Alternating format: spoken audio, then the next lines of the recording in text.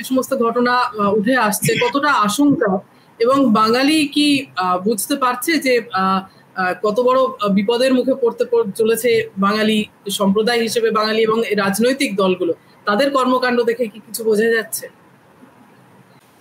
প্রথমত এই যে ঘটনাগুলি সাম্প্রতিককালে, আমি একটি রিপোর্ট দেখলাম একটি খবরের কাগজে যে সাম্প্রতিককালে বাংলাদেশি সন্দেহে প্রায় 2000 পশ্চিমবঙ্গের শ্রমিক আক্রান্ত হয়েছে বিভিন্ন রাজ্যে, এবং সেগুলি সবই বিজেপি শাসিত রাজ্য। এখন এই যে আক্রমণের ঘটনাগুলি, অর্থাৎ বাংলাদেশি সন্দেহ করে বাংলাভাষীদেরকে আক্রমণ করা, ফিরিয়ে দেওয়া, এই বিষয়গুলি 90-এর দশকের একেবারে গোড়া থেকে শুরু হয়।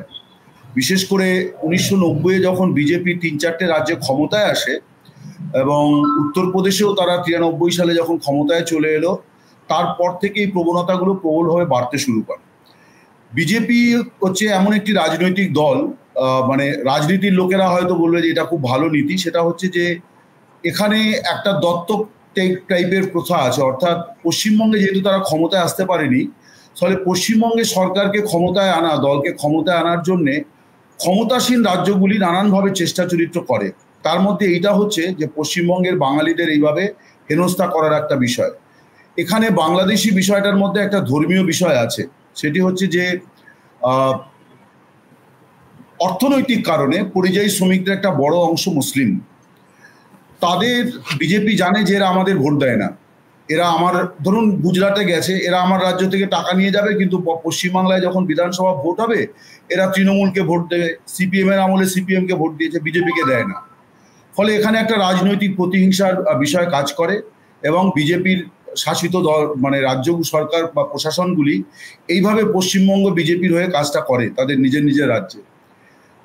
এই ঘটনাগুলো মহারাষ্ট্রে একভাবে শুরু করেছিল শিবসেনা, যে মহারাষ্ট্র হচ্ছে মহারাষ্ট্রীয়দের জন্যে, মুম্বাইকারদের জন্যে। পরবর্তীকালে বিজেপি শাসিত রাজ্যগুলো এই নীতিটাকে আঁকড়ে ধরে রাজনৈতিক কারণে। এবং আপনারা দেখবেন যে সিএএ নিয়ে এত আন্দোলন হলো এবং বিজেপি এত সুর চড়ালো, আইন হলো, বলা হলো যে এখানে নাগরিকত্ব দেওয়া হবে এবং যারা বিনা ইয়েতে আছে তাদেরকে সরিয়ে দেওয়া হবে। আপনি দেখবেন যে ঘুরিয়ে ফিরিয়ে এই অনুপ্রবেশের বিষয়টিকে, যেমন এবছরের গোড়ায় বা গত বছরে বোধহয় নভেম্বর মাসে ঝাড়খণ্ডে যখন নির্বাচন হলো, তখন আবার নতুন করে অনুপ্রবেশের ইস্যুটাকে ঝাড়খণ্ডেও নিয়ে আসা হলো, যেটা অতীতে কখনো হয়নি। এই যে ইস্যুগুলো, এগুলো হচ্ছে মানে বিজেপির কি বলবো যে একটা আগমার্কা ইস্যু, এগুলো কখনো তারা হাতছাড়া করবে না। হিন্দুত্ব, অনুপ্রবেশ, এগুলো হচ্ছে সবই হিন্দুত্বকে সাপোর্ট দেওয়ার ইস্যু। তারা এই এক্সপেরিমেন্টটা ঝাড়খণ্ডে করলো, সফল হলো না, কিন্তু করলো। স্বয়ং প্রধানমন্ত্রী এবং স্বরাষ্ট্রমন্ত্রী তারা ভাষণে এই ব্যাপারে নেতৃত্ব দিলেন, এই ইস্যুটাকে এস্টাবলিশ করার চেষ্টা করলেন, পারলেন না, কিন্তু চেষ্টাটাই কিন্তু একটা খুব লক্ষণীয়। এখন বামফ্রন্টের জমানাতেও এই সমস্যা ছিল, তখনও আক্রমণ হতো বাংলাভাষী। এর পেছনে বেশ কয়েকটা কারণ আছে বলে আমার মনে হয়, সেগুলো আলোচনায় আসা উচিত। এমনিতে আমরা দেখবেন যে আমরা যখন বিশ্বায়নের কথা বলছি গ্লোবাল ভিলেজের কথা, তখন পাশাপাশি গোটা বিশ্ব জুড়েই একটা জিনিস শুরু হয়েছে, টেরিটোরিয়াল এফেক্ট শুরু হয়েছে, অর্থাৎ সবাই তার নিজের জায়গা রক্ষা করা শুরু করেছে। আমাদের এখানেও আপনি দেখবেন, যেমন আমি আমার একদম মানে এলাকার কথা বলতে পারি, আমাদের ছোটবেলাতে যারা পুরসভার হয়ে ড্রেন পরিষ্কার করতে আসতেন তারা সবাই বিহারের শ্রমিক মজদুর ছিলেন। তারপরে আস্তে আস্তে আমি দেখেছি 30 বছর আগে আস্তে আস্তে বাঙালি ছেলেমেয়েরা, চাকরি নেই, আগে বাঙালিরা এগুলো করতো না, বাঙালিরা লিফটম্যান হতো না, তারা এসব করতে শুরু করলো। আমি দেখেছি আমার পাড়ার পরিচিত ছেলে মেয়েকে, কয়েকটি ছেলেকে দেখেছি যে প্রথম তারা বিহারি শ্রমিকদের মতো হাফ প্যান্ট পরে নামতে পারতো না, তারা ফুল প্যান্ট গুটিয়ে পরে তারপরে ড্রেন থেকে উঠে আবার ফুল প্যান্ট মানে পুরোনো জায়গায় করে নিত। তো এটার মানে হচ্ছে যে অর্থনৈতিক কারণে সবাই কিন্তু তার নিজের জায়গাকে ধরছে। আমাদের এখানেও এটা আছে, অনেক বিহারি শ্রমিককে কিন্তু এখান থেকে চলে যেতে হয়েছে। এটাও কিন্তু আমাদের খেয়াল রাখা দরকার যে যারা নির্মাণ শ্রমিক, আমরা ছোটবেলায় দেখতাম বাড়িঘর বানানো মানে হচ্ছে বিহারি শ্রমিকরা, একজন বিহারি মিস্ত্রি থাকবে, তার একটা টিম থাকবে 4-5 জনের। এখন সেই জায়গা মুর্শিদাবাদ, মালদার লোকেরা নিয়েছে, দক্ষিণ 24 পরগনার লোকেরা নিয়েছে, উত্তর 24 পরগনার লোকেরা নিয়েছে। এটা অর্থনৈতিক কারণ। এই অর্থনৈতিক কারণটার মধ্যে ধর্মের রাজনীতি বিজেপি প্রবলভাবে মিশিয়ে দিচ্ছে।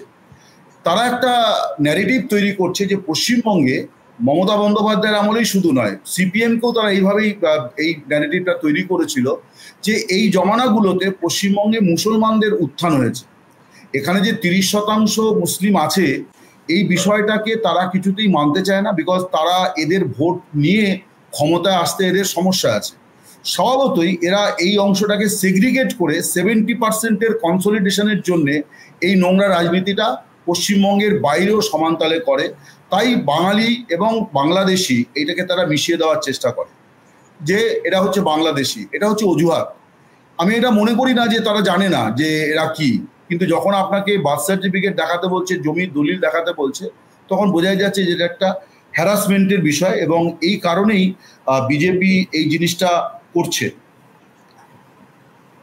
আরেকটা যে বিষয় সেটা হচ্ছে যে দেখুন, এটাও মানতে হবে যে পশ্চিমবঙ্গে দুর্ভাগ্যজনকভাবে 30% মুসলিম থাকলেও পশ্চিমবঙ্গে মুসলিমদের কোনো আইডেন্টিটি তৈরি হয়নি। আপনি আমাদের মানে শিক্ষা জগৎ দেখুন, সাহিত্য দেখুন, সিনেমা দেখুন, খেলাধুলো দেখুন, ব্যবসা বাণিজ্য, শিল্পক্ষেত্র যেটুকু যা আছে আপনি দেখবেন নেই। এই ন্যারেটিভটা সাজানো বিজেপির পক্ষে আরও সুবিধা হয়ে যাচ্ছে যে যে মুসলমানরা এখানে আসছে তারা সব বাংলাদেশি। মানে পশ্চিমবঙ্গের যে মুসলিমদের যে একটা উন্নয়নের যে ইয়েটা আর কি, যেটা থেকে যে মুসলিম সমাজের যে একটা আত্মমর্যাদার যে জায়গাটা, এটা বামফ্রন্টের জমানাতেও হয়নি, এই জমানাতেও হয়নি। এই দুই জমানাতেই তাদের সুরক্ষা দেওয়া হয়েছে, কিন্তু তাদের অর্থনৈতিক প্রগতি যেটাকে বলে সেইটা হয়েছে, এটা কিন্তু বলা যাবে না। থার্ড বা ফোর্থ যে পয়েন্টটা বলে আমি শেষ করব, সেটা কিন্তু বাঙালির সংকট। সেটা হচ্ছে যে আমরা বাঙালি হিসেবে এখন আর গর্ব গরিমা বোধ করছি না। তারও অনেক রাজনৈতিক কারণ আছে, অনেক কিছু আছে, যার ফলে হচ্ছে কি আপনি দেখবেন যে এই যে ঘটনাগুলি ঘটছে, এটা নিয়ে কিন্তু বাঙালি সমাজের কোনো প্রতিরোধ নেই। বাঙালি সমাজের ডিভিশন আছে, প্রতিরোধ নেই।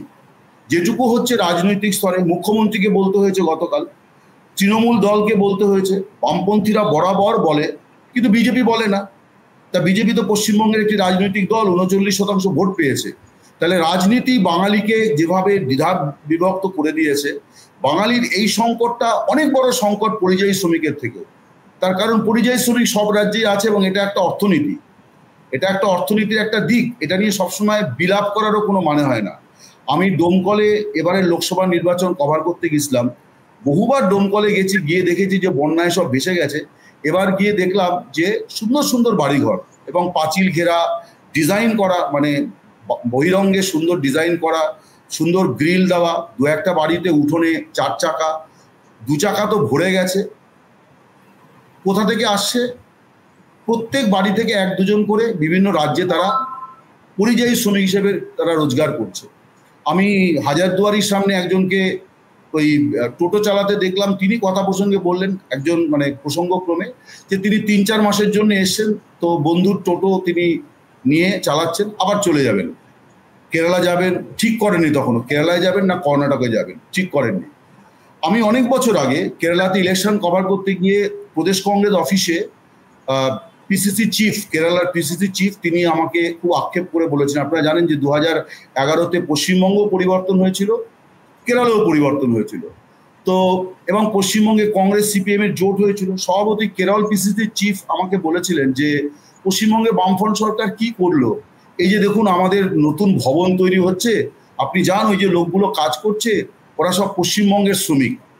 এবং আমাকে উনি বললেন যে আপনি আগামীকাল রবিবার দিন সকালবেলা অমুক রাস্তায় একটা টেগর পার্ক টাইপের একটা আছে, ওখানে যাবেন, গিয়ে দেখবেন। তো আমি গিয়ে দেখলাম যে প্রচুর ম্যাটাডোর ভ্যান দাঁড়িয়ে আছে, মানে বোঝাই করে করে বাঙালি শ্রমিকদের তারা বিভিন্ন প্রান্তে নিয়ে যাচ্ছে।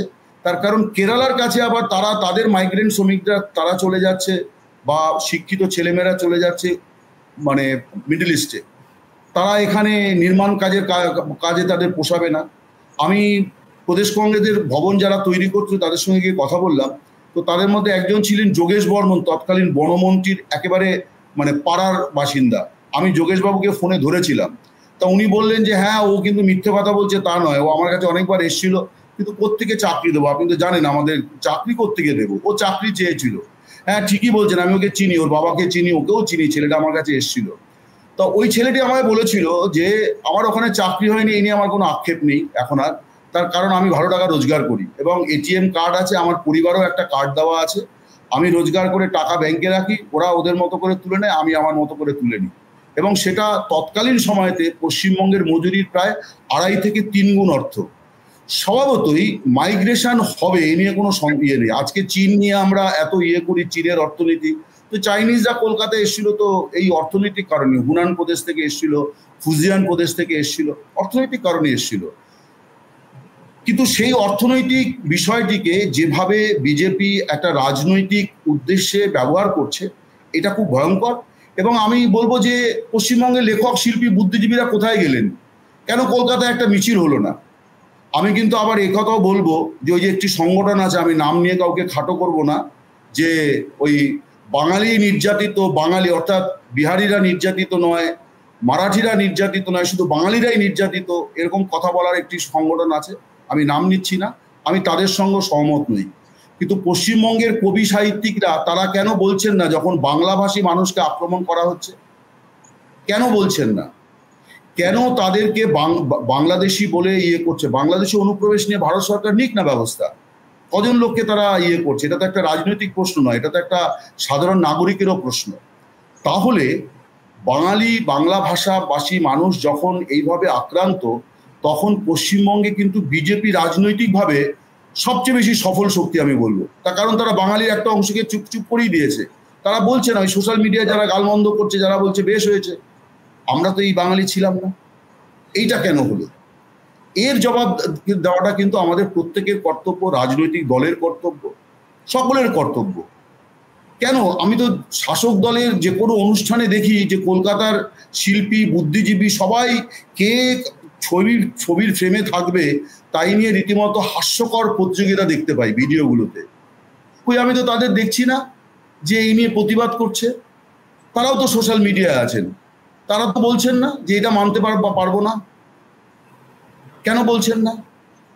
কেন বলছেন না? এর জন্য তৃণমূলের রাজনৈতিক লাভ হবে বলে আমি মনে করি না। তার কারণ এটাও তো একটা অর্থনীতির বিষয় যে এত লোক কেন চলে যাচ্ছে, আবার এত লোক এখানে আসছে, যেটা আমাদের সহবক্তা বললেন। ফলে রাজনীতি যেভাবে আমাদের বাঙালি সমাজকে ভেঙে দিল, এইটা আমার মনে হয় একটি নতুন বিপদ। হয়তো এটা অনেক দিন ধরেই তৈরি হচ্ছিল, কিন্তু এই বিপদটাই মনে হয় সবচেয়ে বেশি করে আমাদের অ্যাড্রেস করা দরকার, যে আমরা নির্বাক হয়ে যাচ্ছি কেন। তার একটা কারণ হচ্ছে, এমনিতে আপনি দেখবেন বিগত 30 বছর ধরে, বিশেষ করে প্রণব মুখোপাধ্যায় রাষ্ট্রপতি পদ যখন মানে ওনার ইনিংস শেষ হলো, আমি তখন কাগজে একটি লেখা ইয়েও করেছিলাম যে দিল্লিতে কোনো উল্লেখযোগ্য বাঙালি মুখ রইলেন না, কারণ ততদিনে মমতা বন্দ্যোপাধ্যায় পশ্চিমবঙ্গের মুখ্যমন্ত্রী হয়ে গেছেন। বাঙালি রাজনীতিবিদ আপনি দেখবেন প্রায় কেউই নেই। আমাদের শিল্পকলা, আমাদের সাহিত্য, আমাদের চলচ্চিত্র, সর্বভারতীয় আইডেন্টিটি কিন্তু নেই। সৌরভ গাঙ্গুলি ক্রিকেট থেকে সরে যাওয়ার পর বাকি যারা আছেন তাদেরকে আপনি সর্বভারতীয় আইডেন্টিটি হিসেবে ইয়ে করতে পারবেন না। এটা তো একটা সামগ্রিক বাঙালির সংকট। এর মধ্যে বাংলাভাষী মুসলিমদের সংকট হচ্ছে যে 30 বছর আগে মুর্শিদাবাদের একজন বিড়ি ব্যবসার মালিক, তিনি কলকাতায় এসে হাসপাতাল গড়েছিলেন, শিল্পপতি হয়েছিলেন, তার নামও আমি প্রায় 10-15 বছর ধরে শুনি না। আপনি বাকি সব ক্ষেত্রে দেখুন যে বাঙালি মুসলিমদের যে আইডেন্টিটি পশ্চিমবঙ্গে, পলিটিশিয়ানদের মধ্যে কেউ নেই, লাস্ট গনি খান চৌধুরী, কেউ কিন্তু একটা সর্বভারতীয় আইডেন্টিটি তৈরি করতে পারলেন না। এই যে সমাজ পারলো না, এর দায়ও কিন্তু যারা এই এত বছর ধরে রাজনীতি করছেন সেই রাজনৈতিক দলগুলির। মমতা বন্দ্যোপাধ্যায় মুসলিমদের সুরক্ষা দিচ্ছেন, অর্থনৈতিকভাবে তাদের পাশে দাঁড়াচ্ছেন, সেটা তো তার সামগ্রিক রাজনৈতিক, তার দলের বা প্রশাসনের কতগুলি কর্মসূচি। কিন্তু আপনি যদি দীর্ঘমেয়াদে বলেন যে তার সময়তে এই আইডেন্টিটি কি তৈরি হলো পশ্চিমবাংলাতে? হলো না। যার ফলে দুচ্ছাই করাটা আরো সহজ হয়ে যাচ্ছে, যে এরা মানেই হচ্ছে ভিখিরি, এরা মানেই হচ্ছে উৎপাত, এরা মানেই হচ্ছে অনুপ্রবেশকারী, এরা মানেই হচ্ছে এই। আমি যদি আমার এই মর্যাদাটা রক্ষা করতে পারতাম সব ক্ষেত্রে, যেটা আমাদের ছিল, যে বাঙালিকে কিছু বলার আগে কিন্তু 14 বার ভাবতে হতো।